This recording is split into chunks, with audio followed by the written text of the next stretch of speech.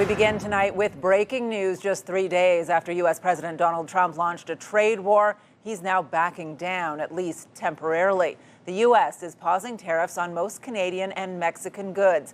It's the latest confusing and chaotic twist in a trade war threatening both countries' economies. CTV's Matt Scooby joins us now with the latest developments. Matt. Well, Patricia, things seem to be changing hour by hour. Earlier today, Trump said Mexico would get a temporary pause on tariffs. Then late this afternoon, announced the reprieve would also apply to Canada. So here's where things stand right now. There is a 1-month delay on most tariffs. Canadian and Mexican goods that fall under the North American Trade Pact are now exempt from the 25% tariff. Now, according to the Associated Press, that's about 40% of Canadian imports into the U.S. Now, this exemption is set to end on April 2nd, but with so many changes in recent days and weeks, it's hard to predict when or if tariffs will return. Here's what Donald Trump had to say when asked about the delay this afternoon.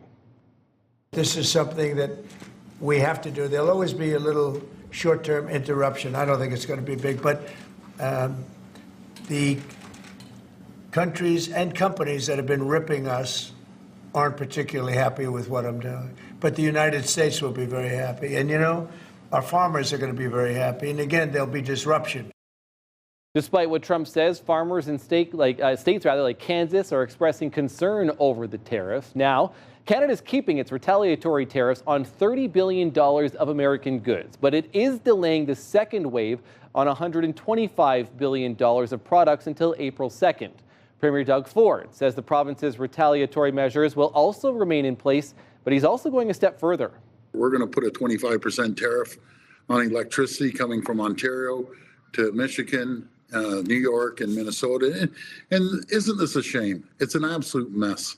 He's created chaos. He ran on a mandate to lower costs, lower inflation, create more jobs. It's total opposite. You know, people are going to be losing their jobs in the U.S. and in Canada, and inflation's happening already. Speaking on Fox Business this afternoon, Ford confirming that Ontario will still be imposing that 25% export tax on electricity. That's going to start on Monday. Now, U.S. booze will also remain off LCBO shelves. A spokesperson for the Premier's office saying Trump needs to drop tariffs entirely for it to return.